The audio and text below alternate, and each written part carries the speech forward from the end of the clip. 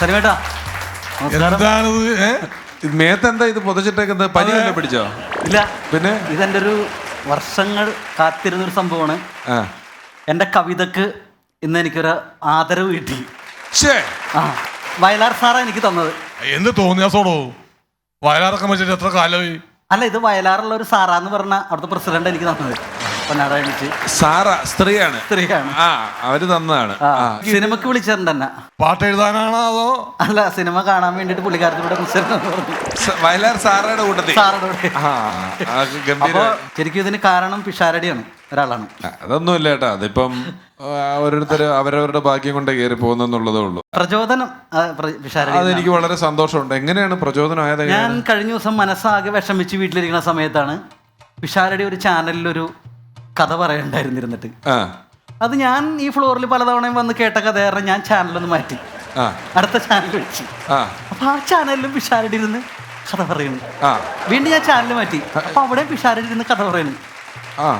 ആ ചാനൽ ഞാൻ മാറ്റി. ആ ചാനൽ മാറ്റിയത് അല്ല, മറ്റേ ചാനലിലെ കഥ പറഞ്ഞല്ല, ഇതില് ചാനലും മാറിയുള്ളൂ, ഷർട്ടും മാറിയുള്ളൂ, കഥ ഒന്ന് തന്നെ ഇരുന്നിട്ടില്ല. പിന്നെ ഞാനിതുകൊണ്ട് ചാനൽ മാറ്റി കഴിഞ്ഞപ്പോ മനസ്സിന് വിഷമമുണ്ടാക്കുന്ന ന്യൂനമർദ്ദം എന്ന് പറഞ്ഞൊരു വാർത്ത.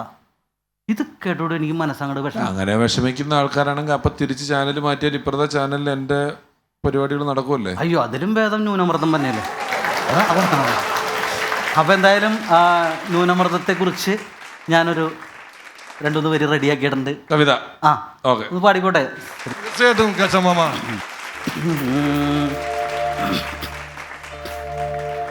ന്യൂനമർദ്ദമേ ന്യൂനമർദ്ദമേ കടലിൽ നീ രൂപം കൊണ്ടതെന്തിനാണ് ഹേ? ന്യൂനമർദ്ദമേ ന്യൂനമർദ്ദമേ കടലിൽ നീ രൂപം കൊണ്ടതെന്തിനാണ് ഹേ? ഇങ്ങോട്ടു വരണ്ടാട്ട വേണ്ടാട്ട വരണ്ടാട്ട ചിക്ക ചക്കട ചക്കട ചക്കട തകിട തകിട തകിട. ഇങ്ങോട്ടു വരണ്ടാട്ട വേണ്ടാട്ട വരണ്ടാട്ട ചിക്ക ചക്കട ചക്കട തകിട തകിട തകിട തകിട. ന്യൂനമർദ്ദമേ ന്യൂനമർദ്ദമേ കടലിൽ നീ രൂപം കൊണ്ടതെന്തിനാണ് ഹേ?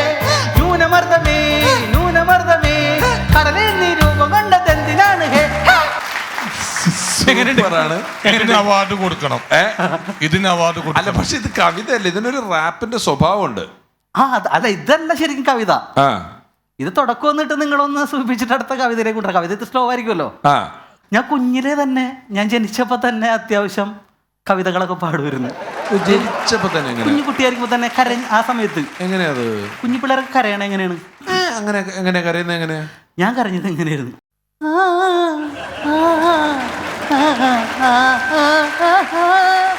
Sorry sorry, sir എഴുതിയതല്ലേ?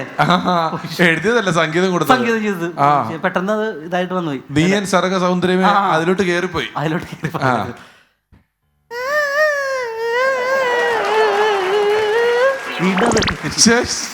അത് കള, മനസ്സിൽ നിന്ന് നീയൻ സർഗ കള കളഞ്ഞു. ഇങ്ങനെയാണ് പിള്ളേർ കരയാറ്. അങ്ങനെ പിള്ളേർ.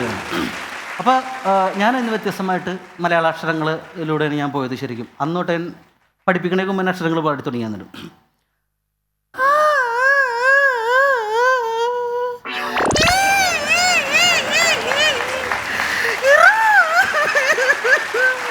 അക്ഷരമാല പറഞ്ഞാണ് പാട്ടുപടി. അതിൽ തന്നെ ഒരു സംഗീതത്തിന്റെ ഇത് കിടപ്പുണ്ടായിരുന്നു.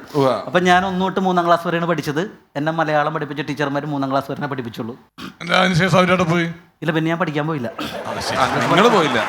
നിർത്തി. അപ്പൊ ആ കാലഘട്ടം എല്ലാവർക്കും ഓർമ്മയുണ്ട്. അതുകൊണ്ട് തന്നെ ഞാൻ ആ കാലഘട്ടത്തെ കുറിച്ച് ഒരു മാഷും കുട്ടിയും തമ്മിലുള്ള ചൂരൽ കഷായം എന്നുള്ളൊരു കവിത ഞാൻ എഴുതിയിട്ടുണ്ട്. എന്തിനു സാറേ എന്നടുത്തെത്തി നീ എന്റെ കൈവെള്ളയിൽ ആഞ്ഞടിച്ചു?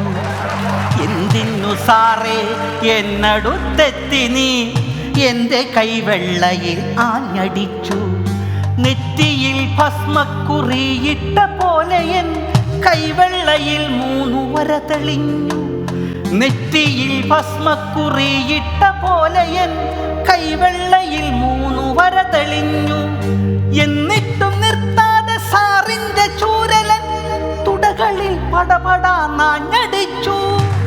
വേദന കൊണ്ടു പുളയുന്ന നേരത്ത് ഇമ്പോസിഷൻ സാറ് വേറെ തന്നു. ആ വേദനയും ഞാൻ സ്വീകരിച്ചു. തല്ലുകൊള്ളാത്തവൻ പുഞ്ചിരിച്ചു. ആ വേദനയും ഞാൻ സ്വീകരിച്ചു.